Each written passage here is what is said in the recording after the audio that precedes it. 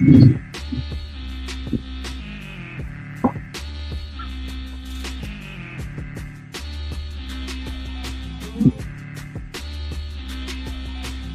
on right. Above average. Man, you're looking hot, Rip. Well, Those new glasses you got. yeah, I got a haircut.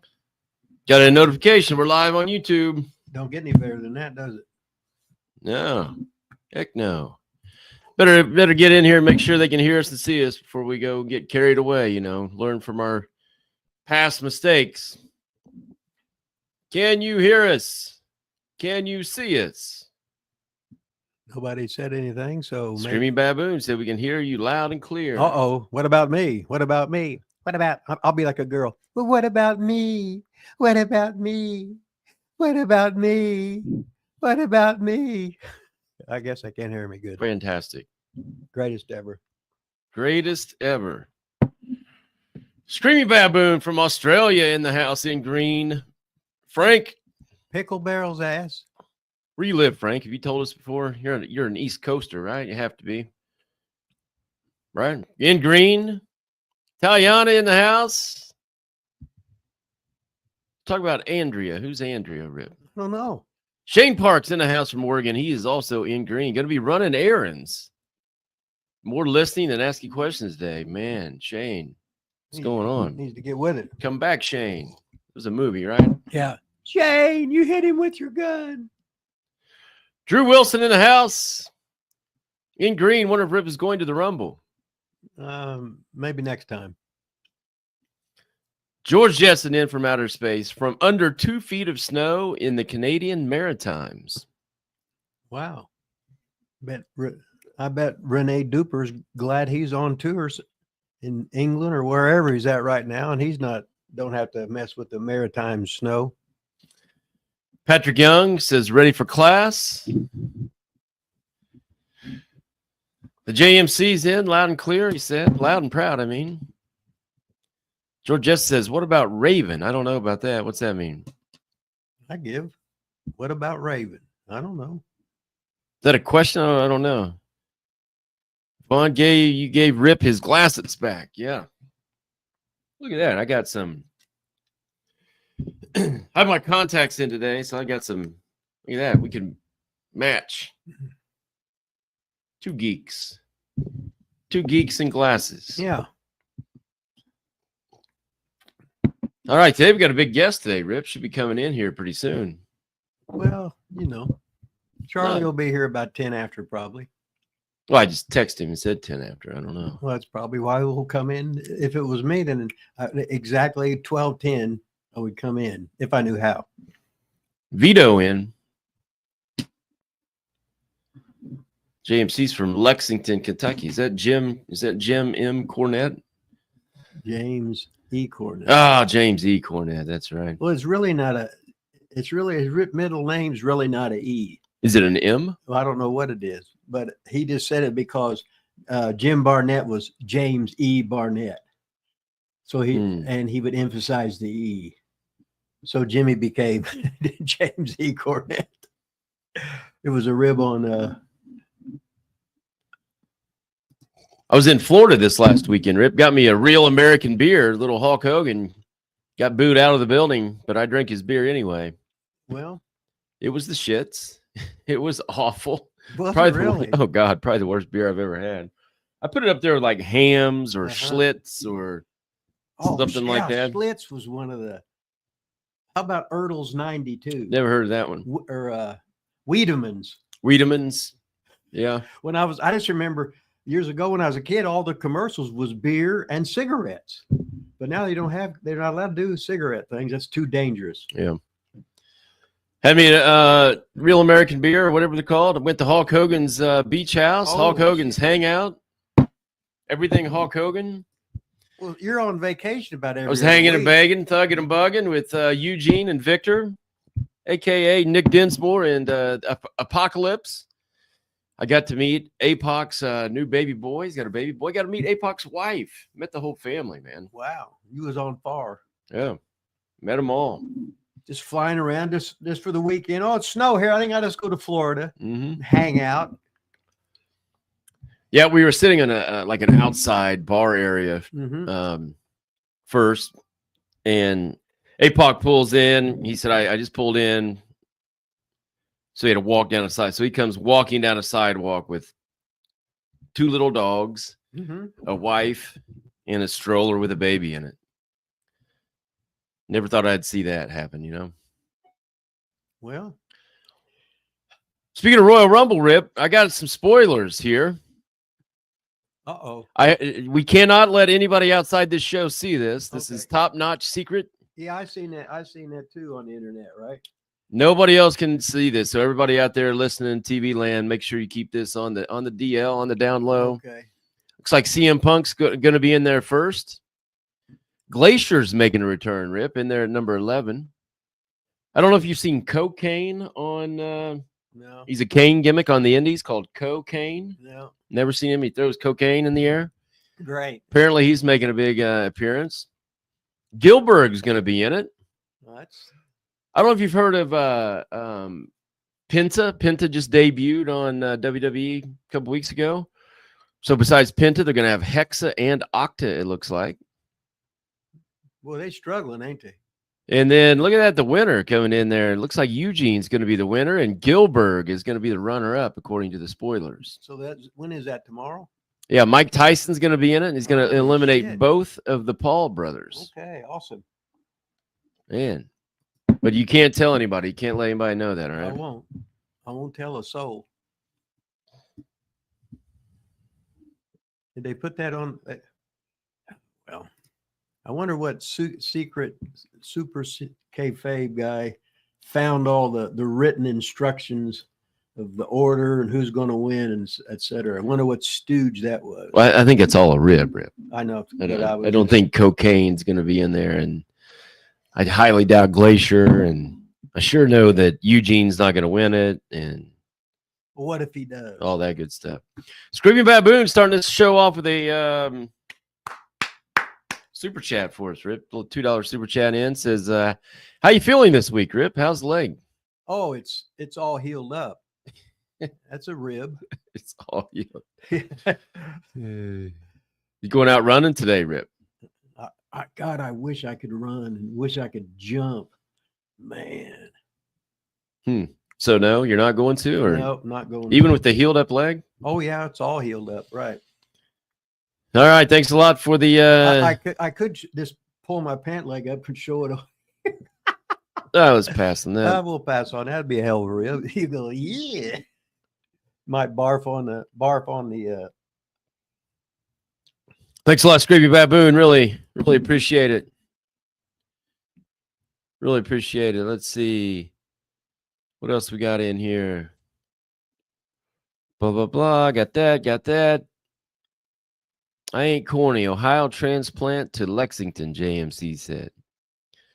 Cornette's middle name is Mark. Is that a rib or is that real? I don't know. Calling Cornette a Mark? What percentage is that real American beer? I don't know. Probably like 4. I don't know. 4.3. It's not very strong. It's not a strong one. I did buy a couple little things from the shop place, a little shot glass and a Now, was the Hulkster there? No, he was not. Actually, I said, is Hulk going to be in today? And they said his son was getting married. Oh, yeah. I saw a picture of that. Oh, really? So he was telling the truth. Right, he was. Must have accidentally told the truth. Never know. So he was not, the Hulkster was not there. So he probably heard you were in town. You was going to come there, and he probably thought you was wanting some kind of confrontation. And A, you're taller than him, and he don't like that. And B, he knows you'd whoop his ass. And yeah, he would just. Excuse me, sir. May I help you? We don't want to talk to you long. The Rock doesn't want to hear anything that you have to say. Well, if The Rock doesn't want to listen here, maybe he'll listen real good out there. Now, that was me, the guy on the left, in case you guys out there in TV land don't recognize that young stud with actual hair and stuff like that. About 25 years ago, you know, I was the Rock's body. It really was about 25 years ago. Was it? Well, shit, yeah. It had to be like 2000, early 2000s, 20 some years ago. Yeah. Okay. Anyway, the bodyguard for The Rock. Hogan thought he was just going to bebop his way in, Just steamroll your butt. I said, not today, Hawkster. Beat it. As you look down upon him. As I looked down on him, Uh-huh. Hawk said, all right, I did. I'll go ahead and go. So we were in the beach shop with, or whatever it's called. I don't even know what it's called, but Hogan's Beach Shop, isn't it? Something like that. there's a Hogan's Hangout and a Hogan's, maybe it is beach shop, beach house, beach shop, something. Yeah. And we were in there with a little small group of people. So they were all oohing and on over the Hawkster stuff. So I pulled that video out and showed it while I was there. And You was over. I was over. Yeah, Uh-huh. Somebody had to be over. definitely was. Did the people start, when you walked in here, did the people start booing you or anything? Yeah. John Tucker, $2 super chat. Then we get right to Charlie Platt after this. Who would oil up for matches? Who didn't? I'll tell you what. You don't ever want to get in the ring with somebody that's got baby oil on because you can't do anything. Your hands slip off. You go to slam a guy. It's just stupid. Randy Savage, he used to always put that baby oil on. And I said, why do you do that? You're the one that smarted me up. No baby oil, but he'd just do it to everybody else. I don't know if it was a rib or whatever. I said, of course you're trying to make yourself look better, but I still look better and you don't put no baby oil on because I wouldn't disrespect my opponent, because what's happened is him and me would probably get hurt because of you have to have your big baby oil on because you're not in shape and you're not tan. Well, go to a tanning bed or lay outside in the sun. But There you you don't go. need that baby oil. That's just stupid. Thanks, John Tucker. Appreciate the super chat. Without further ado, Rip, we got a special guest here. I see him checked in. We got to get him in here. Maybe I'll do a drum roll. You got to do the big intro today. Okay. Ladies Ladies and gentlemen, they're in from parts unknown. Charlie Platt, spelled backwards, Charlie Talp. But Charlie Platt, the legend of Dothan, Alabama, the man who's got his own show, the man who's been around, man, he's probably been around as long as I have. So I guess we are both ancient. And the business 76. What about you? 77. So you're the winner. Thank you. You're a winner on the old age thing. You got a year on me when it comes to times around the The world. block. The block. Yeah. I always thought that I remembered Bill Ash telling me the worst thing about getting in the ring with Rip Rogers is all that damn oil. But maybe it was somebody else he was talking It about. must have been somebody else because I've never been in the ring with him before. I thought, didn't you work a short program with him down here? No, Who was the first person you worked with in like 83, 84? Yeah, let's see. I come in as a junior heavyweight. That's right. And then I start getting over too much, and Ron Fuller. So, and then they did the Jacques Rougeau thing where I weighed too much, and they started calling me Fatso. That's right. Yeah. And I was the thinnest heel there was. But I worked a lot with Kenny Lucas, I think. That's right. Yeah, Kenny Lucas. That was fun, and Johnny Rich, Tim Horner. I loved it at the Fullers because never did anybody raise their voice to me. Where I was before, I was used to Randy Savage yelling and screaming for no reason about everything. And then when I'd work for Ole, he would do the same thing. So I thought that was the norm. You brought up a point that this, and I'm not an authority on it, but I probably was around the TV part of it longer than anyone else. And this was a very unique territory where you just described nobody. There was never a lot of heat, no bookers yelling or anything like that. Whether Rob had the book, Ron, Bob, whoever had the book, even going back, the first booker I worked with was Grizzly Smith. Oh, really? Grizz was in here booking when I started doing ring announcing. And from there, I think Ken Mantell. Does that sound correct? Well, he was a booker in Dallas in the early 80s. I remember that. but I think he remember came through. I think he came through when it was still Gulf Coast. See, Gulf I Coast. work. I work for one family, Mhm. three different companies: I Gulf got you. Coast, Uh-huh. Southeastern, Uh-huh. and then Continental. Mm-hmm. Ron bought the territory in 78, first part of 78. And but before that, his cousin Lee Fields, Right. his brother Bobby, Don, Mm-hmm. they ran the territory from like 1958 till 78. It was it all had to do with the Welch family. Right. But it was a family tradition, as Hank Jr. says in his song. It goes back to Roy got Buddy to come down here. I think Ron told me 1953, Uh-huh. and started pioneering this territory, the Gulf Coast territory. Then Buddy sold it to his first cousin, Lee Fields, in Okay. like 1958 or 59. And then Lee sells it back to the Fuller family, to Ron, to Bob Armstrong, to Rob, Uh-huh. to Roy Lee Welch in 1978. So it just, the circle of the family kept going round and round. And what made it unique down here, some of you folks watching that don't know about this, the history of this territory, you had to be a wrestler who could work in that ring and make you believe what the hell they were doing was real. Get down on the mat, a few high spots, no high flying anything, but just put on a wrestling exhibition.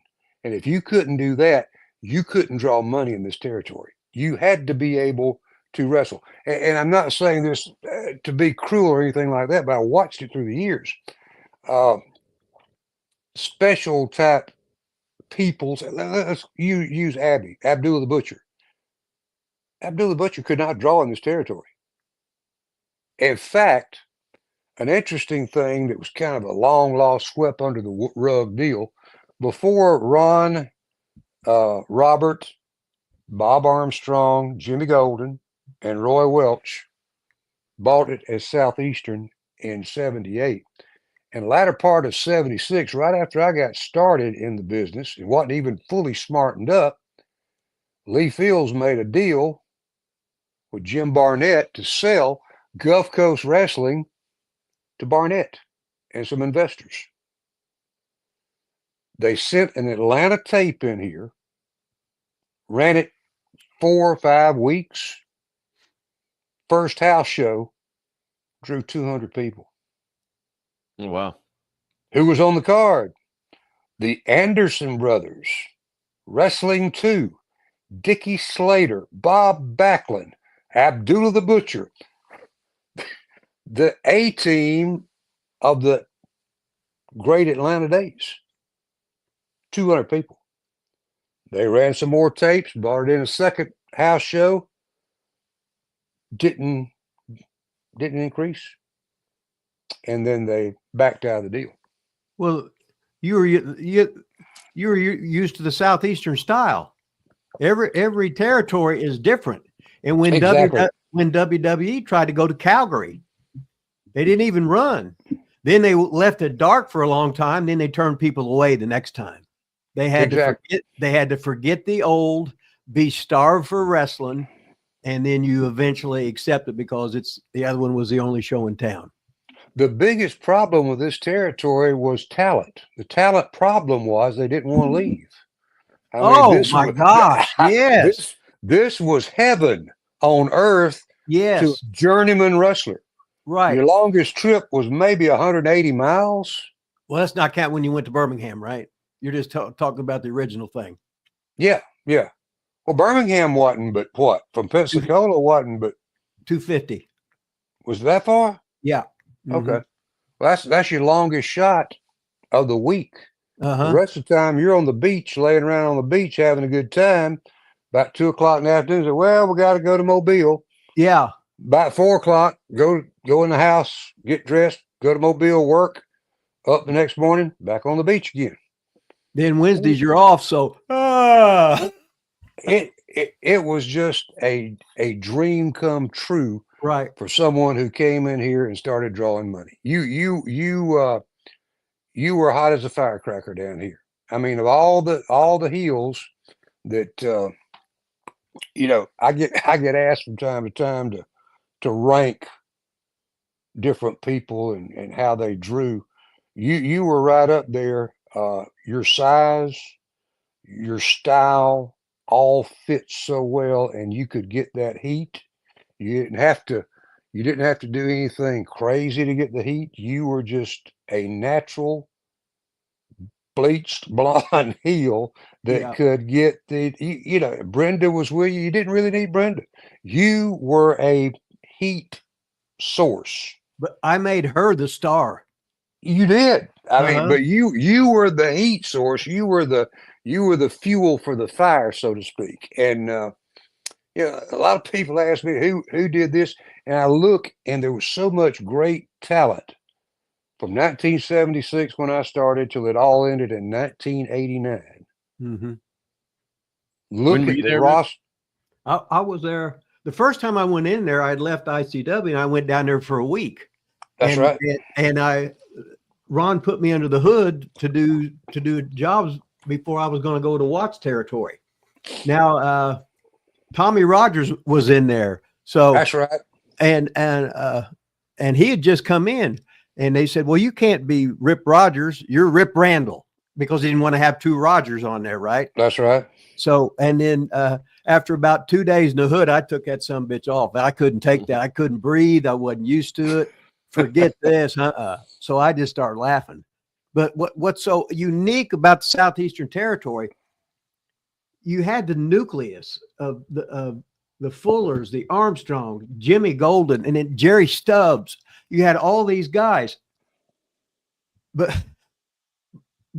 when you had the family, as I'll call it, you'd have Ron as a baby.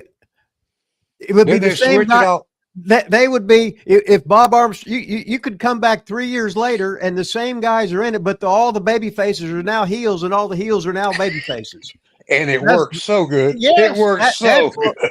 That was so funny. I'm going, damn. Well, there were so many of the think about this. There were so many of the Welches in the wrestling business. Mm-hmm. From Old Man Roy to Herb to this one to Lester to they begot this one, begot that one. And hell, at one time, probably back in the 50s, they were beating the hell out of each other in the ring. Brothers were. One may be under the hood, the other one not. But it was the style that they had. It was the work ethic that they had. Yeah. And it was also something that, people ask me, what do you think about today? I don't watch today, so I don't have an opinion.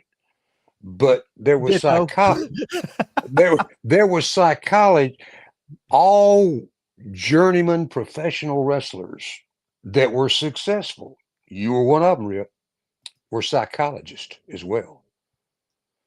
They read that audience. Mm-hmm. You call the match over what you were seeing in the audience. It was complicated. It took talent to do what was done and for it to come across. I hear today about WWE or this or that. They had their numbers Monday night were 2.1. Heck, they had a party, 2.1 million viewers worldwide.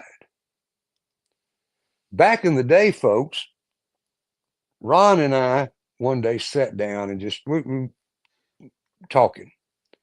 And we thought about Knoxville, Channel 10 up there. We thought about Channel 5, WKRG, a boomer down in Mobile. Here in Dothan, WTVY, which boomed out in parts of 3 states. Then you add Montgomery, Birmingham, and a couple of more in the southeastern, Gulf Coast, north end, south end. We were pulling 1.5 million viewers every dadgum weekend off of about a handful of TV stations. It was amazing. Yeah. It was truly amazing. We're sitting in a town of back then 50,000 people that every Saturday night we packed out a barn. Sometimes the capacity might be 3,500. Sometimes the night we had Hulk Hogan against Andre the Giant, I can tell you, statute of limitations has run out. We put 6,100 people in that old barn to see Hulk Hogan, Andre the Giant, 1979, first time they ever worked with each other. Wow. Another 2,000 people outside wanting to get in. So what do? This is on a Friday night. Saturday, we go do our TV. You can Google it on YouTube. It is the one and only arm wrestling competition between Andre and Hogan. What do? Live on TV. Do a deal. Giant takes the table, gets the juice. We sell out the town that night, 30 miles away, with 4,000 people in the building, more wanting to get in outside too. We sold it out 2 nights in a row. Andre against Hogan. That's unbelievable. You're talking, but basically in this market size, 10,000 people in 2 days and in 24 hours. Mm-hmm. Went to see those 2 matches. That's like now, when. Okay, go ahead. That was 1979, and it's. I look at some of the things that different people post on some of these spots on Facebook and other things, and you look at Miami in the heyday of championship wrestling from Florida. You look at some Harley race matches and a great card, and they may draw 5,200 people. We were drawing the 5,000 a lot of nights in Dothan, Alabama on Friday or Saturday night. And then we had it was just, they call it the forgotten territory. It's forgotten because only the best of the best came through here. A lot of other folks didn't ever get to enjoy, although there were hundreds that came through here. I look back at some of the history, some of the matches. I guess it'll never be broken. Have you ever talked about the record set by Buddy and Mario in Mobile? Oh, that was the 20-some thousand, wasn't it? Yeah, 30,000. Okay, I was about 29, 30,000, whatever it was. Yeah, Ladd Stadium. They filled up Ladd Stadium in Mobile in 1958. You know what ironically happened? 10 years later, if you'll check your Atlanta history, Andre against Buddy with Rocky Marciano as a special referee outdoors in Atlanta, Georgia, did it again. People today, the people that the fans today just don't know, the younger group just don't know what they missed back in the day. And the funny thing about it is anything old is new again if you haven't seen it. There you go. It's just all you got to do is do old stuff and it's new. I don't give a shit about a dive. I don't give a shit about 22 false finishes at 2.9. Then you sit back and go, oh my God, I can't believe he kicked out. I hate all that stupid shit. I remember working with Brad Armstrong, TBS, and he beat me with the only cover of the night. A cover meant something. It was a big deal to cover somebody. There again, though, go back to the root here. Bradley Armstrong was one that could take a broom in the ring. You could too. Right. Make a match out of it, put the broom over, come back the next week and draw money again. A special gift. Just all of them, you look down the line that came through here. One of the funniest things that ever happened in my tenure, Harley came in here one weekend and I think, let me see if I get all this right. He had a cracked collarbone, 2 cracked ribs, a broken finger, and there was something else that all happened out of a bar fight. And he wrestled St. Louis on Friday night. He flew into Atlanta, did early morning TV, the taping at TBS, got on the plane, flew into Dothan at 3 o'clock. We had him on TV, wrestled a 10-minute match on TV. Go to the farm center. It's June, the end of June. Temperature in the old building is about 110 degrees.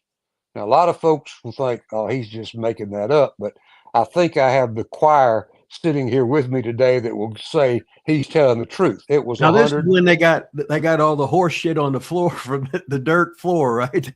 Well, yeah, there's dirt floor, but they cleaned the horse shit up pretty well. Every once in a while. But go out there. They were going to do 60 minutes, which was a common Harley race match, just like Rick. And Ron tells me, I'm finished Carrier. And he says, tell him I know he's hurting and no sense in us trying to go. Now, if he get about 15 minutes in, just tell him to come up with a finish. So I go over there and tell Harley what Ron says. That son of a, tell him we're going an hour. So I go back to Ron and said, you're going to go an hour? Ron says, oh, God. Look, if he's going to do that, when you get everything taken care of, tell the timekeeper he can get out early and watch the match. And he says, you keep time and shave as much off of it as you can. That's okay. So I made the mistake in going back and forth carrying all these different finishes. Harley says, we're on for an hour. I said, yeah. I said, but I'm going to keep time. And I said, I'm going to shave as much as I can off of it. Did Ron tell you to do that? Yeah. He said, you shave 1 damn minute. There you go. Off of that effing match, and I'm going to kick your ass. So they went an hour. And when all was said and done, Ron ended up that night, I think, at Sacred Heart Hospital in Pensacola getting an IV for fluids lost. He lost about 14 pounds during the match. What did Harley do? Harley got the driver to stop and get him a Domino's pizza, a case of Miller High Life beer. Yeah. Was up early the next morning, had him on a plane at 9 o'clock. He was going to Jacksonville for a matinee and working the Orange Bowl that night. Wow. Anybody want to know what a professional wrestler is? It was a Harley race in my book. I mean, he was unreal, wasn't he, Rip? He was great. What's your finish? I'll move. Then he killed you. Hey, Django Fett's, he's trying to give us some money for the $2 super stickers here. Thanks a lot, Django Fett. Yeah, when I give you the Iggy, Charlie, I have to say, oh, I got people trying to get their name on here. See, Screaming Baboon just threw us Mr. Platt, what's the most heat you've seen with a riot? That's what Screaming Baboon's asking. Most heat or a riot, either one. Or both, I guess. Probably one of the hottest. When Bob turned on Ron and Mobile, that was when Ron was the referee, right? Yeah, no, Bob was the referee. No, Bob turned heel. That's when he turned heel in the championship match, right? Yeah. Oh, I can see that. Bob, for that run, Bob was the best heel. Maybe the best heel this territory ever saw in its history. That run he had, which was a short run as a heel, but it was hot. Let me tell you, it's still that after that it wasn't. You still had about half the people cheering for Bob. I mean, Bob, look at early mid '60s started. He was seen down here off of Columbus TV, even when he wasn't working here. So he was like a superstar, and Bob had that knack of working with the crowd, and he loved them, they loved him. It was a mutual thing, but it still didn't get over. So to add to that, I forgot the whole situation and how it took place. But anyway, Bob slapped his own son. Yeah. And to add to that, This is 1983, and to that point, no wrestler had ever touched me. Nobody ever laid a hand on me. So I kind of halfway came up with the idea, and I want to get somebody to lay their hands on me. wonder if you slap me would help. Well, we'll try that. And this was the part that none of us really thought about, but the wife at the time was pregnant with my first child, and we worked this program for about 2 months. I mean, we did it right.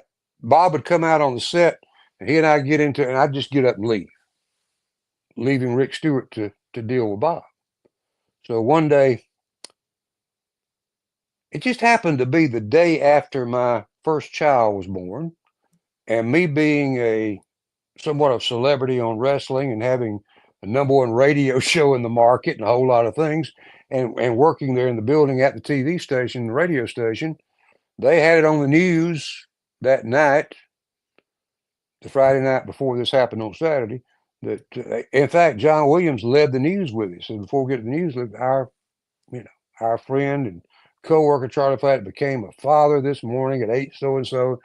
It was just a big deal. And we didn't really plan it this way, but the next day is the day we're going to do the slap. So Bob catches me at the desk, finally lays the slap in there. And I didn't sell it. I just stare at him. I walk out of the building. Well, we did the first segment of the show, so I could go be with the baby at the hospital. So I going up, I'm not thinking, how much heat is involved in this deal. Well, first that I knew I had told, that's the only time I really halfway smartened up family members by saying, look, you're going to see something on TV today. We're just making money. This is a promotion.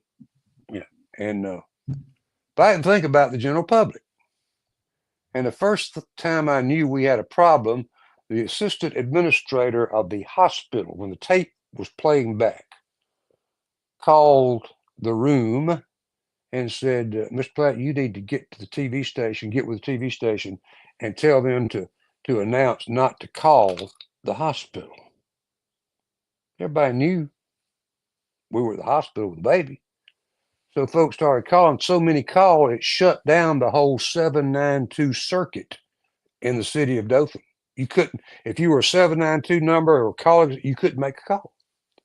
So I got to a payphone and called the TV station and got them to run a crawl. Do not call the TV station. Charlie Platt is okay. He's with his wife and child, and everything is okay. There you go. Okay, Iggy time. Alfred Allen, thank you. Alfred Allen, thank you. We got to make some money around here. Go ahead. Alfred, you can go ahead and throw it. If you couldn't figure out how to do the question in the chat, go ahead and just do it without the super chat. We'll get it on there.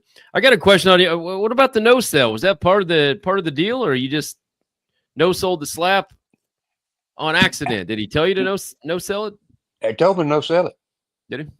Yeah. He said, look like you're just, and it, when he slapped me, I looked like this, like, all right, you crossed the line. Yeah, I got it. Okay. And it worked.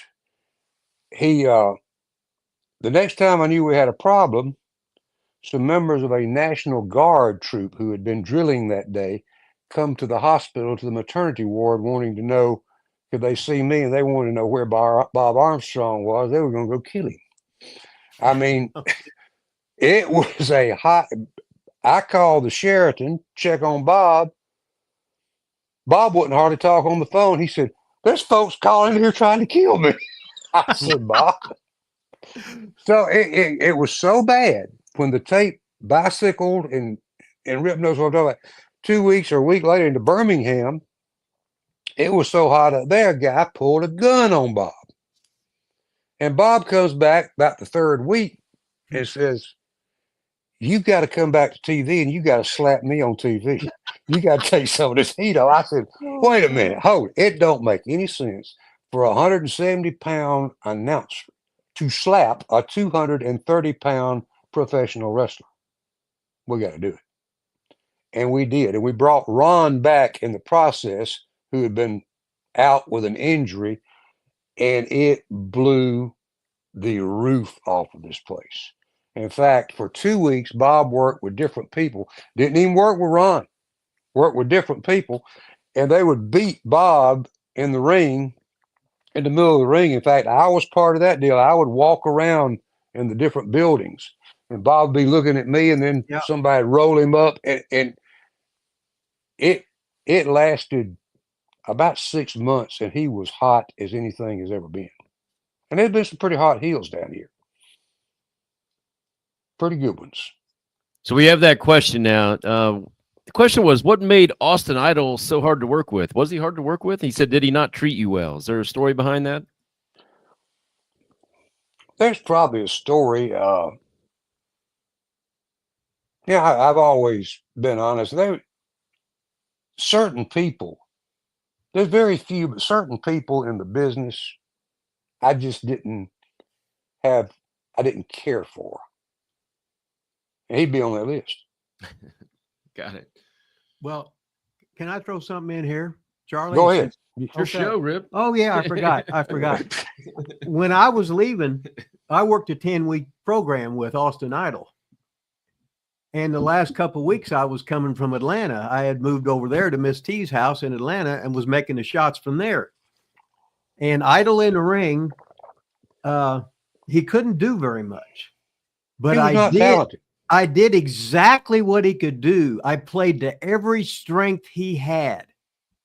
And I just followed his body language and whatever.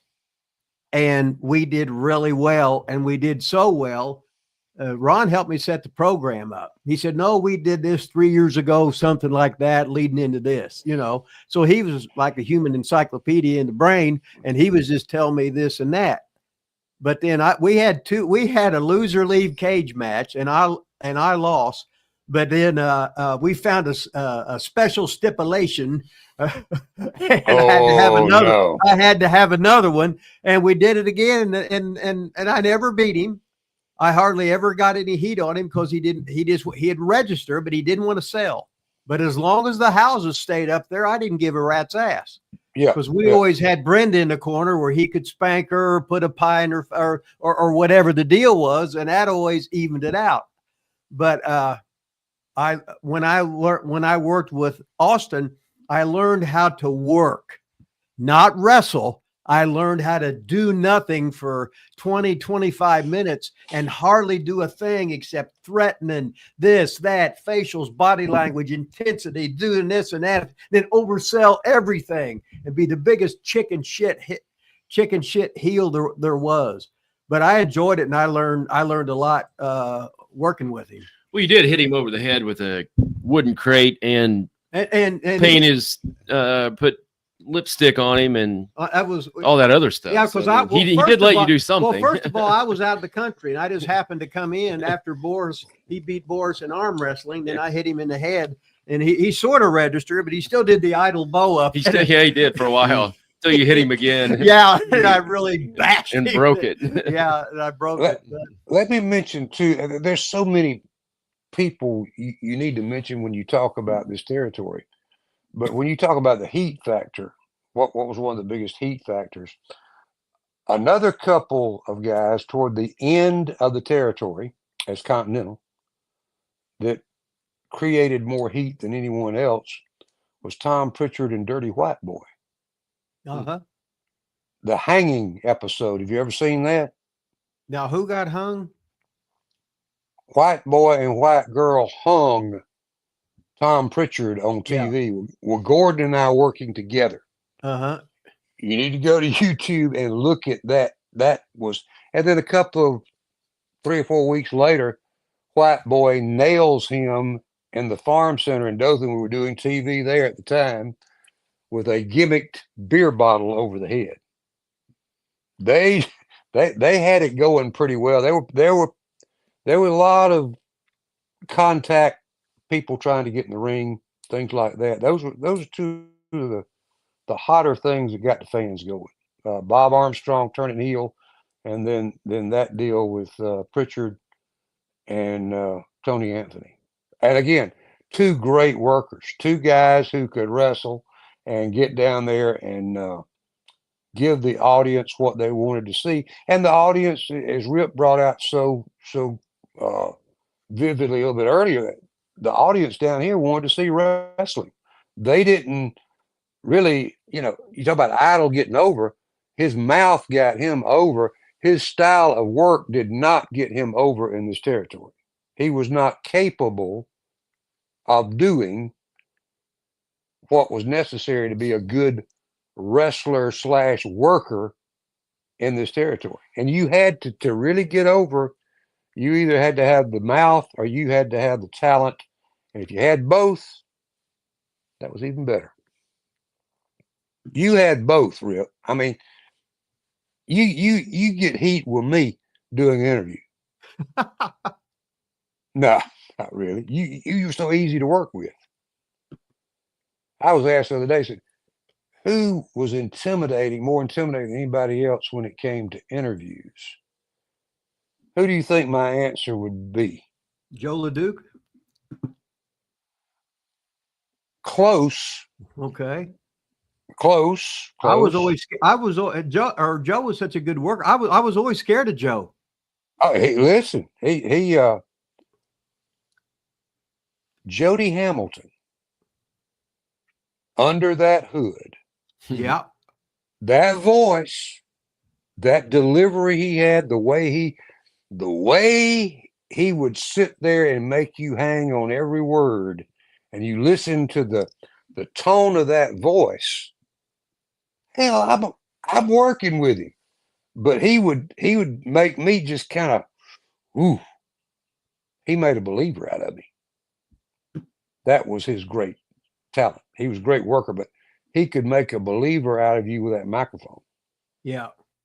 Time out. Drew Wilson just donated us 10 buckers. Very much enjoying the show. Don't get any better than that. Screaming Baboon threw some money at us. So all it took was a slap. Less is more. No flips. That's right, Screaming Baboon. At least you learn that much. I mean, and when just think of this, Charlie. Remember when Wayne Ferris, they turned him babyface, and he was selling the USA flags. And then Roy Lee went out, bought the flags, and had them for sale outside the building. And then so all of a sudden, Wayne says, everybody's coming in with flags. And Roy Lee got him. So he was riding me. He goes, God damn, Roy Lee got me. He got me. He went outside, bought all those flags, was selling. And here I am, hunking USA, USA, USA, and I ain't got no flag. I'm sitting, and everybody's already bought their flags. Oh man, some of the ribs, some of the stuff pulled. It was just unbelievable. We got a couple clips to show here, and we urge you to pay a little special attention to what's going on the screen. As you can see right now, I'm mopping the ring with Jacques Rougeau. Excuse me? First there was Muhammad Ali, there was George Foreman, there was Joe Frazier, there was Larry Holmes, but the greatest boxer of them all is Hustler Rip Rogers. About this match, and another match has been... Oh, look at Jacques Rougeau. Look at Jacques Rougeau, and now look at him. Jacques Rougeau hits a lady, knocks out my valet, but I hit Jacques Rougeau with that big right hand, and I sent him to the promised land. I told you people I would paint Jacques Rougeau yellow. I did it. I told all you people that I went out boxing and I'm the champion. I did it, and he'll leave because I'm the champion around here. It's been signed for the arena. There's a lot more action to come. Man, how about that knockout shot? Wow. And that was in Dothan on the Saturday night. Yeah. And you look at that y'all, who was the crew then? It was full. That was the old barn, and you could tell it had the full effect. Man, that's unreal. There's always a lot on his mind. And the man who got rid of Rougeau, you got to film. Let's see it. Let's show all these people. Why? I'm the baddest man in the southeastern area. In the sport of professional wrestling. Right there, boom! I got the brains, I got the body, and Rougeau is history. He's a lot of people there. The main man in the southeastern wrestling right now is the Hustler Rip Rogers, sex appeal, and the baddest man around here. And this picture of Jacques Rougeau here, if you can get a close-up, Rougeau right here. He's history. He's out of here. Well, let's, Mr. Rogers, if you would. He is injured currently in the knee. Get on that big arm. And he has gone back to Canada for new surgery, and it will be a good time where he will be out of. Heat, and more heat. So that was in a barn? That was a barn? No, it was like a big barn. Oh. It was officially a barn, wasn't it? It was a Houston County Farm Center. It was built around early 1960, 61 or so. And we just call it the old barn. Now, I can tell you this, a few acts other than wrestling have appeared there through the years. A little band called the Eagles, Charlie Daniels, 38 Special, Garth Brooks, and the list goes on and on. Oh. It was the and the thing about it was it would seat about 3,500 of the stands. Then you had the whole bottom down there. When you filled it up for wrestling, you're right at 5,000 people. When you take ringside and then folks standing, and and Rip will tell you they were packed in there literally for some of the shows. The 6,100 for Andre Hogan deal. A lot of people still don't realize that Andre and Hogan go back to 79 when they had their first little deal here in Dothan. Yeah. And then around that same, Hogan took him, and Louis Tilley did we did some interesting things with him. We showed him working out, running up and down the steps at the football stadium, Rick Pugh Stadium, which if you take the stands and down there, you talk about 10,000 people. And so about 5 weeks after we had him with Andre in the Farm Center here in the Coffee County Farm Center, where we sold it out the next night, we did a big show outdoors. Hulk Hogan against Harley Race for the World Heavyweight Championship, and did about 8,000 people. Wow, that's awesome. I got one last clip. Oh, sorry. Go ahead. One last. Bring quite a surprise to not only the fans, but to Mr. Rogers by bringing your own valet on television last week. Well, you know, it was kind of something that was coming. I'd like for the people that hadn't seen it to keep an eye on the camera right now, because they're fixing to see something. The funniest thing that has ever happened to me in my professional career. I mean, I've been down the road, and I've had a lot of hard matches, but this time was just the time to have a little bit of fun and to show Brenda Britton that she's not the only big blonde woman walking around town. And I went to Montgomery, and I went and got me old Johnny Rich's sister, and, well, picture says 1,000 words right there. Jeanette Rich, I think, is her name. Jeanette Rich, baby. Jeanette, entering the ring right now. Wait a minute. The ringside is... Right down here, Mr. Canada, Mr. Jacques Rougeau. You're not going to embarrass me on TV. You're not going to make fun of my valet, Miss Brenda Britton. I'll tell you what, Rougeau. Let's do it man to man, baby. You get rid of Johnny Rich. I know that's Johnny Rich. That's not a girl. I'm not stupid. You get Johnny Rich, you get rid of him as your valet, and I'll take Brenda Britton and beat you man to man, and you're not going to have any excuses. I'm not stupid. Now, whose idea was that? Do you remember whose idea that would have been? I can't remember. Let me be the question giver here to Rip. All right. And to you. Is it just me, or did we lose a lot of the magic when we left the studio, TV studio? Well, I like the studio, but then you had the clips. Yeah. From live. Uh-huh. But I'm saying some of the magic that we made was lost once we did everything in the arena. Do you agree with that? It's got good and bad. Yeah. Both of them, because it depends if you're a diehard fan, a kid, an older person. You know what I mean? Everybody's got what they like, and everybody's not the same. But as far as what I always looked at the bottom line, and that's all that mattered. So people smarter than me are running this thing, and I'm just a participant. So what the hell? Obviously, they're doing all right. But I Yeah. grew up on Memphis. I'm from where Rip's from, but I grew up on Channel 3, Memphis. So they always ran out of the studio, but then they would show the clips, like, you know, the Louisville Gardens or Yeah. whatever, Tuesday night Louisville Gardens. So I think running out of the studio, in my personal opinion, made those that much bigger.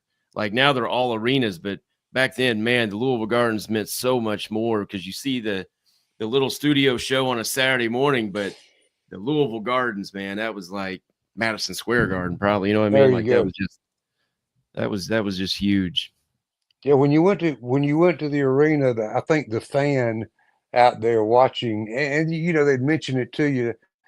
Man, I saw that what happened in Birmingham, or what happened in Montgomery, or what happened in Mobile, or what happened in Dothan, wherever, you know, we may have been doing the taping. It made those arenas more attractive for them to come pay their money to see what they saw a clip of, instead of the whole thing being from the arena. I mean, really, it's just the always- opposite now. Used to, you guys would make your money at the arena shows. Now it's all TV. TV is the moneymaker now. I mean, the Netflix WWE deal or whatever, to have Mhm. Monday Night Raw every Monday. I mean, what was it? Literally like billions of dollars, wasn't it? I mean, it was. It's hey, we were like an infomercial. We had to pay for TV time. We paid for TV time, and then if you didn't have TV, they didn't know who you were, and you wasn't going to draw. But we was Exactly. it's like we paid for the Dothan TV, and you did your promos. We paid for the Montgomery TV. You paid for the Birmingham TV. Then as Continental went on, it's like when I went in. Remember, I come back in a couple of years. I don't know how many years it was, Charlie, but I come back, and I worked at 26. I come in and got over a week or two, and I shot an angle with Adrian Street. I worked with him for 6 straight months. Yeah. And then once I finished up with him, I said, Ron, I'm leaving. He says, what? I said, I'm leaving. I said, I'm not going to top that. You know what I mean? And then there were still other territories. So I wanted to go and experience more other territories. Mhm. Because the thing with Adrian was just so good and so much fun, and we just freeballed everything, called it in the ring. We'd have a couple things, beginning and the finish. The rest was just ad-libbed. And I said, do what you want, 80. I'll follow it, because you're the super veteran. So I'm just going to shut up and listen. So we'll just play it by ear out there. So I never had a problem any of those matches with him. It was just so much fun. You brought up something just then that the other day, a while back, when Sid passed away. Mhm. Somebody, I don't even know, it was somebody in the media, I don't know who it was, can't remember, knew I worked with him in Continental. They contacted me and, you know, asked my thoughts. And I said, I always had a good working relationship with Sid when he was here. He worked as humongous in Continental. And this person says, do you kind of regret you were not in it when all the money was there? And it would have been easy, you know. And there's one side that say, yeah, I regret not getting money. But here's the answer I gave you. And one of the reasons I gave this answer is sitting right there. I'm looking at him. Did business with him back in the 80s. I'm not upset, because the people I worked with, whether it be Rip, Ron, Bob, Robert, all the hundreds of guys I worked with, were capable of doing their job. The only thing in a lot of those early days, I would tell Rip what his finish was. And the other guy would know what the finish was. But they may be out there working for 30, 35 minutes, have the crowd on their feet.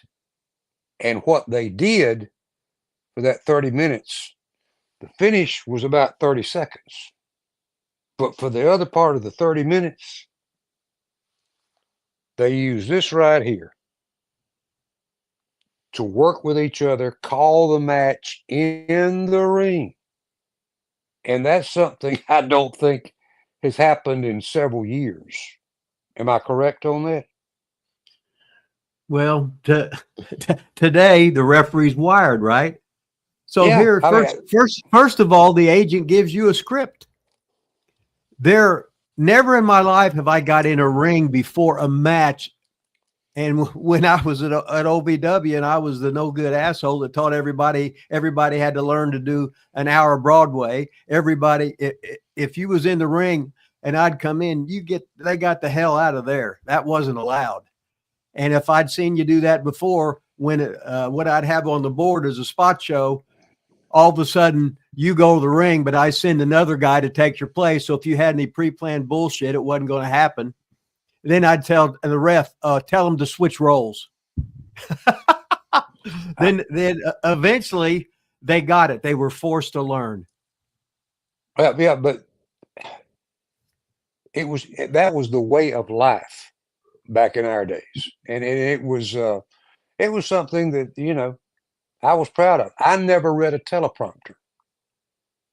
After I did wrestling and radio, I took about 3 years off and did something else and went back, recreated myself in 1993 and went and created an early morning TV show that ran right at 25 years. Wow. Doing 2 hours in the morning of early morning TV. Live TV. No scripts, no teleprompter, just off the seat of your britches. I have never, ever, ever in all my 50 years in broadcast used a teleprompter. And now you watch any newscast you want to, ABC, NBC, CBS, whatever the lettering may be. And if something goes wrong with that teleprompter, oh my God, they can't do anything. They read from a teleprompter. We never had that. Wrestling business, I mean, and I'm sure they've got bugs in their ears and somebody screaming at them, telling them what they need to do during the promo they're trying to do, which it's promos now. The damn proper word is interview. Can I get an amen? That's what we used to call it, interviews. It wasn't promos, it was interviews. And Rip would know what towns he was working in, who he was working against. That's all he needed to know. The rest was natural coming out of his mouth as to how to get that heat in that interview and make that person watching that TV hate him even more and want to come put their money down to watch him kicked by whoever. Hey, I've got a question for you. We were doing this show last week, and it was who were we talking about? Roy Lee Welch, and we were trying to figure out who belonged to who. Remember, and somebody in the chat said, just ask next week when Charlie comes on the show. Can you give us the family kind of breakdown of the Welches? Do you know whose dad or uncle or cousin or just the basic? Roy Lee Welch is Lester's son. Lester Welch is Roy Lee Welch's father. Okay. Interesting story. You got 2 minutes. Let me tell an interesting story here. Sure. How innovative that family was, not even in wrestling, but in business in general. I mean, Buddy Fuller, who is actually Edward Welch, son of Roy Welch, the one who orchestrated the whole Southern wrestling territories. Buddy was great in real estate, development, farming. He did all this in addition to the wrestling business and simultaneously. Well, Lester retired. And Lester one day started looking at toolboxes. He wanted to put one on his pickup truck. He went, saw the plastic, the heavy plastic type stuff. He saw the regular metal toolboxes on pickup trucks. He just didn't like it. So he went and bought him some tread plate aluminum. He welded it together, put it on his truck, drove it around Pensacola where he lived. He's retired. Folks stopped in there and say, "Hey man, I like that toolbox. Where'd you get it?" "I built it." From that thing, Better Built Toolboxes was created. Better Built, a name you'll see on toolboxes all across the country on pickup trucks. Wow. It was the innovation of Lester Welch, retired professional wrestler. Do you know that, Rip? Nope. Yep. Hey. Learn something new every day on the Wrestling with Rip Rogers, Ask Rip Rogers Live show. And he had another son, Jackie Welch, who also wrestled. We're talking about Lester. Then go back to Roy. Roy had Buddy and a daughter. Roy's sister married a guy named Virgil Hatfield. Virgil was the father of Lee, Bobby, and Don Fields. This is just part of the family tree that I know about. Jimmy Golden's mother was Welch. She married Billy Golden. They had Jimmy, so that's part of the family. Then there is Herb Welch, who I'm not really that well versed on kids or anything like that, but Herb trained some badass wrestlers, one by the name of David Schultz. Yeah, he trained Honky too, right? I think you're right. Yes. Yes. So that family tree is just unbelievable, and the talent that came out of it. Ron Fuller has recreated himself. He had wrestling business, had a career he could have had in basketball. He chose getting in the wrestling business. Bought his own promotion in 74, 75, Knoxville. Spread out down here with the other investors that I named earlier. Then it went to Continental. He sold it to David Woods. He started USA Wrestling in Knoxville. And then he got tired of the wrestling business, and lo and behold, became a hockey promoter. Yeah. Hockey promoter. Bought a hockey franchise. And it was Cincinnati, right? All right. Nashville to start with. Nashville was the first one. And then Cincinnati. Okay. And then after that, retired. And after so many years of retirement, I'm just giving you a thumbnail, got unhappy and had one of the largest home security franchise operations in the United States out of Tampa. About that. Well, I've got two last things. Unless we get a couple super chats in here, questions for you. We never even really talked about the beginning. How did you get in? How did you get in wrestling? How did you get in with the Fullers? And then two, finish up with what you're doing today. Anything to plug? Any way people can get a hold of you? Anything like that? Nothing to plug. I'm on Facebook. They can get in touch with me that way. I got in 76 doing ring announcing. A good friend of mine, Bob Howell, was the news anchor for WTVY TV. He got an offer to go to WSFA Channel 12 in Montgomery, took that. That left Gulf Coast Wrestling without a ring announcer for the Farm Center on Friday night and on Saturday at TV, and then Saturday night in New Brockton. So he says, you want put in a word and let me, if you want to do that? I said, yeah, I'll try it. And so that's how I got in. And then the TV kind of fell in there with it. I did early morning radio. Started broadcast career in high school, 72, and ended up in 2017 retiring. 2012, after a number of years, I did TV through 2017, but I had major third heart attack in 2012, and had 2 major heart attacks and didn't even know it. Holy And cow. so when the third one got me in the hospital, I ended up being what he termed the worst case scenario he ever opened up. And this is one of the top heart surgeons in America at the time, Dr. Edward Plans. You can Google him and find out how good he was. And he told me, you're the worst situation I've ever opened up out of about 14,000 procedures that he did.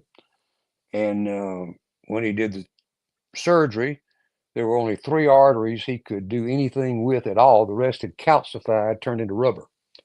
And he found one good vein in my leg, patched 3, did some other work in there, and didn't expect me to live. Put me on a ventilator and told the family they might want to go ahead and make the final arrangements. Didn't look like I'd make it.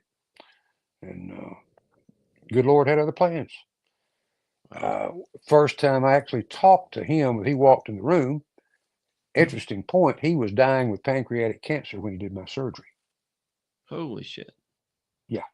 And he walked in the room and he says, I see you still with us. Does that mean I get to go home? He said, no, that means whatever reason God kept you here, don't screw it up. You should be dead. I thought, well, this is a nice guy to deal with. He said, but today's my 17th anniversary. Now, you got to take it in consideration. I was on a ventilator 8 days. I'm just second day out of the ventilator. I'm listening to all this. He said, but today's my 17th anniversary. In her 80s at the time, was sitting over there on the couch. They had been in the hideaway room because I'm, high profile, known person. They didn't want anybody to know where I was. And he said, I thought, Mother, please don't ask to which wife. This is his 17th anniversary. And he said, when they diagnosed me with pancreatic cancer, they told me I had 2 months to get my business in order, 4.5 months to live. He said 4.5 months was over with 17 months ago today. Wow. He lived another 2. He lived another 2 years. He lived right at 5 years with the pancreatic cancer, and became a very good friend. Very good friend. Man. But I retired in 2017. The doctors told me didn't need any stress. I kind of retired and moved up to the farm and helped with some cattle for a while, but kind of limited on what I can do now. I have good days, and like Rip, we're faced with getting in that 7-0 range, and Lord knows we didn't take care of our bodies the way we should have back in the day. If we thought we were going to live this long, we'd have done things a lot different. Smoking 2 packs of cigarettes minimum a day would have been my main thing I would have done differently. And somebody says, how'd you quit? When did you quit? I said, quit when my son was pulling me in the parking lot of the emergency room. I had called the hospital and said, look, we don't need no publicity. This is bad. I got my son. He's on the way with me. They had 2 doctors and a gurney waiting for me in the parking lot. And I threw that last Marlboro out and almost hit one of the doctors in the foot with it. And that was the last cigarette I ever smoked. And that was May the 15th, 2012 at 9:45 in the morning. How about that? It's one hell of a story there, Rip. Yeah. Hey, it's on a little lighter note, it's Rip's birthday next Friday. So a week from today is the Hustler's Happy 71st. birthday, my main man. I'll be 70. I'll be 71 if I make it there. So what the hell, right? So I'll be 70 come August. And I'm thankful for every day. As my old grandma used to say, I'm able to sit up and take nourishment. Any day we can do that, we should be grateful. right. I guess I ought to get one more thing out of you. I know you talked about him a little bit, but you got any Rip Rogers stories? Any behind the scenes story? Any? Yeah, just any kind of story that you know or remember or something besides just wrestling Jacques Rougeau. Anything you got? Anything you could remember? I don't know of a thing negative I could say about Rip. Well, it could be, I guess, positive. Listen, he He did his job. He was a joy to be around. He was never a butt to be around. He was always cordial to me and to everybody in the business he worked with. I never heard anybody yell. You said this earlier, Rip. You know, we never heard anybody yell. Did you ever hear Bob Armstrong raise his voice? No, never. And you know, I had a very special relationship with Bob. We got along real well business-wise, and we stayed in touch. In fact, let me tell this story real quick, because this is where we all should be in the wrestling business. It's not that way, because Rip, in my opinion, never had an ego like some folks in the business did. Bob Armstrong never had an ego, and he was one of the kindest guys you would ever know to work with in any business, especially the wrestling business. But Bob and I got real close, especially in our retirement days, our older age. We talked once, if not twice, every week. And Gail, his wife, had Alzheimer's. They had to put her in assisted living. Bob went in there with her to be with Gail. Bob had prostate cancer and did not go through the full treatment. And in 2020, I lost my mom to Alzheimer's at the age of 96. Thank goodness I had her that long. And Bob lost Gail. And he kind of went into seclusion in that assisted living facility. I wasn't talking to anybody. And in August of 2020, I get a text early on a Sunday morning from his daughter-in-law, Brian James' wife. And it said, he's out, he's come out, he's at our house with hospice, and he'd really like to see you. Whew. And he asked me at that meeting, would I say something at the funeral? That is the hardest thing I ever did. And if it hadn't been for Ron Fuller, drove me down there, and I was sitting and look at all the caring people in that room. This is in the height of COVID. And the people that showed up to show respect to that man. I realized how blessed I was to have him as a close friend. And he and his wife, this don't happen too often, especially in something like entertainment or wrestling business. A true love story between Joseph and Gail James. It was something to behold. And if everybody was like Bob in the business of wrestling or anything else, it'd be a better world to be in. Because he set an example that I only wish I could have followed through the years. He was a great man. And when I think of the wrestling business, that's the first name that always pops up in my mind, and always will be. It's Wow. It's a close family. When you talk about the 80s, 70s, and 80s time period, and before that, professional wrestling before I think Cornette's the one that says, let the paste out of the tube. Before Vince smartened up the whole world, it was certainly a unique, loving family that unfortunately went away. Do you agree with that, Rip? Oh, it'd be like, okay, I'm with Scotty McGee in Tampa. Then I see him how many years later, like up in Calgary, and he's got a different name. You know what I mean? Now he's Garfield. He's not Scotty McGee. Now he's Garfield Ports. And in the meantime, we start talking about the houses, the angles, who's here, what's hot, what rats there are, it's the same old stuff. But it was so great because you go any new territory I go to, I knew half the people there already.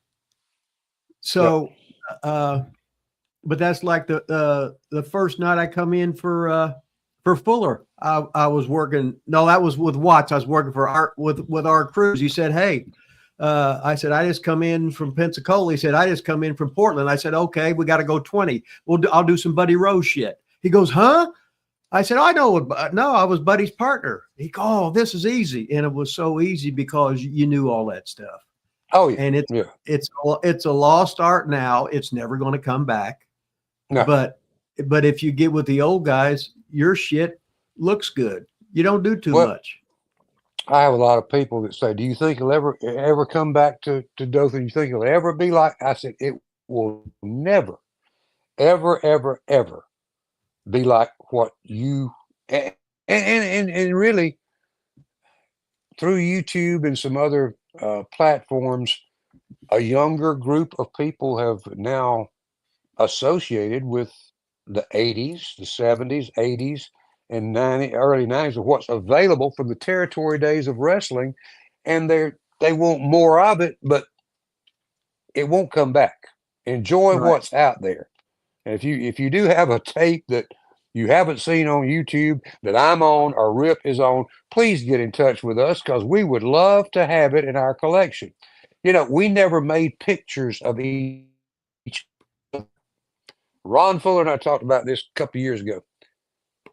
Out of all the times he used Andre the Giant, he's got one picture of he and Andre together. Of all the times I worked with Andre, there's one picture of Andre and I together, and a fan shot that from ringside in the ring. We didn't keep up with things like they do today. We didn't make pictures of each of us standing by. We came, we did our job. We were like family, and we didn't even think about doing stuff like that. The pictures I have of me in the wrestling business come off of still shots on the few pieces of video that are out there that we've got. And seriously, if any fan is out there that has a VCR, old beta tape or something like that you've got in your collection, let us know about it, because it's something that is a part of our life that we forget about a lot of it until some of it we see on YouTube.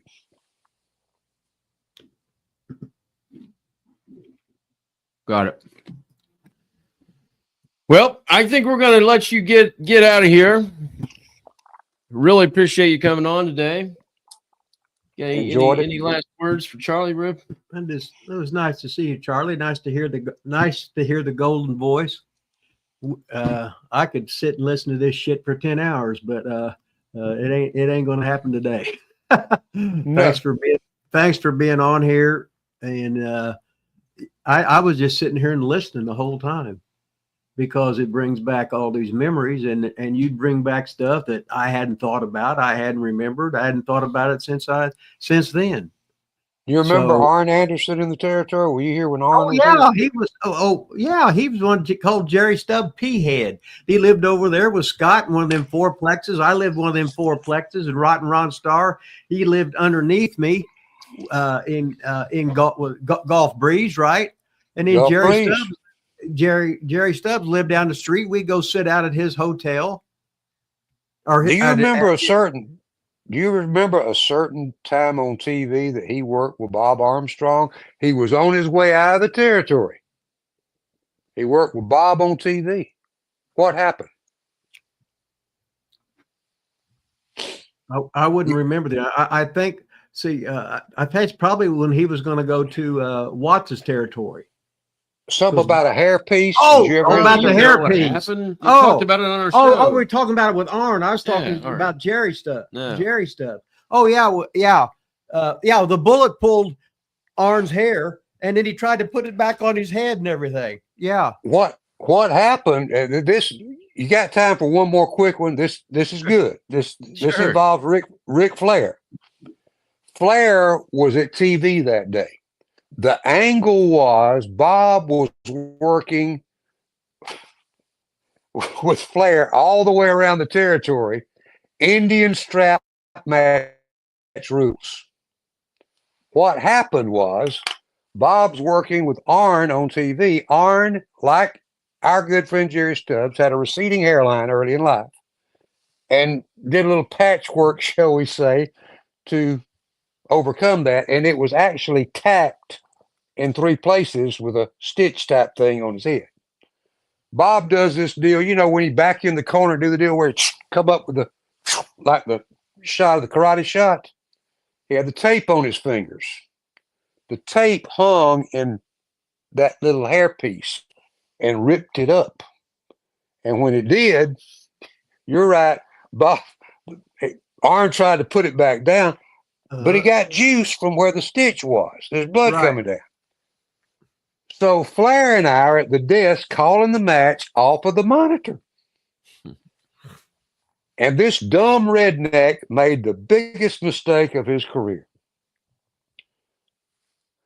I looked in the ring to make sure I saw what I thought I saw in the monitor.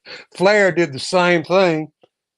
It being an Indian strap match rule coming up in the arena, redneck here said, "Better watch him, Rick. He's scalping them already." And when I said that, Flair lost it. He started laughing and just shaking. He was laughing so hard. And all of a sudden, he grabs my leg like this, trying to get me to stop laughing. I grabbed him. And before we could even know what was going on, they did the finish. 1, 2, 3. Bob's out in front of the desk in our face. Throws Flair over the desk. The Rolex comes flying off, hits the wall. Little sparkles go everywhere. And it was they went off the air fighting. But that's the Arn Anderson story. Yeah, that's pretty wild. Scott was on talking about that on our show. Yeah, that's what Armstrong. Yeah, the Armstrongs. They were quite the clan in there. I'm telling you, what fun it was! What fun it was being with you guys today. And you know, we couldn't have done any of this and had all the fun we had if it hadn't been for the wrestling fan that took the time to watch us and go out to, whether it was Mid-South Coliseum in Memphis, Houston County Farm Center in Dothan, Omni in Atlanta, or any of the great territorial venues of what was known as professional wrestling. If it hadn't been for that fan that planked that money down to see us, we couldn't have had all this fun in our lives. And for you folks, truly, you're the reason we existed all those years. And the reason we did what we did was to make you happy. We made a little money, but we made you happy. That's my story, and I'm sticking to it. Okay. All right. Thanks a lot for being on here, Charlie. Yeah, thanks a lot, man. That was awesome. Really appreciate it. Got me going. I just sat here and listened, so what the hell, right? Charlie Platt, ladies and gentlemen, thank you very much. Thank you very much, Charlie. All right, Rip, I wanted to, before we got off here, I wanted to make sure we got next week straightened out. So next week, next Friday is your birthday. I want to do this live so the listeners could hear our plan next week. Are we going to do this thing on Thursday? Remember, I got the big doctor appointment on Friday morning. So are we going to, I vote we have your birthday celebration on Thursday at noon instead of Friday, taking the chance of maybe me not being back for the show. And then today, so I said, well, if his car's here, I said, well, maybe his wife drove him or whatever. So we can do Thursday, I guess. Just remind me, because I'll forget. Then again, I'll forget what day it is anyway. So what the hell? Well, I want to Thursday work noon. I guess Thursday at noon. And then I wouldn't have to worry about it. Bull Dig and I do apologize. I had that question, had it queued up, and then I thought we were going after or getting off here after the one story, and I didn't want to follow it up with the question. No offense. And then they started talking about some other stuff anyway, and that's my apology. So we'll get you a free question next week for the Hustler's birthday. Just give me a reminder. So Yeah. Sorry, I forgot. I take the blame on that. It I just was busy listening like a kid. No, it was my bad. So thanks everybody else for being on here today. So we got the thanks for Super Chats, Screaming Baboon, John Tucker, Django Fat, Alfred Allen, Drew Wilson, more Screaming Baboon, and Bull Diggin. You guys make the show go. And put it down. Thursday. We're gonna be on Thursday, Rip. Thursday at noon. And it's gonna be the Rip Rogers celebration, birthday celebration. Next week, the big 71. 71, if I make it, yeah. The big 7-1, man. Don't get no better. What'd you think of that today? I thought it was pretty good today, man. Charlie's got a lot of stories, right? Yeah, I just could have sat here and listened for 10 hours. I might have had to. You had to pee. I was going to say, take a couple pee breaks. I mean, 10 hours is a little kind of stretching it. I mean. No, what? Yeah, guys are in there, pee and whatever, and some eat, Anyway, we got it in. We made it another day. Don't get any better than that, does it? It is not. Peace. Next Thursday.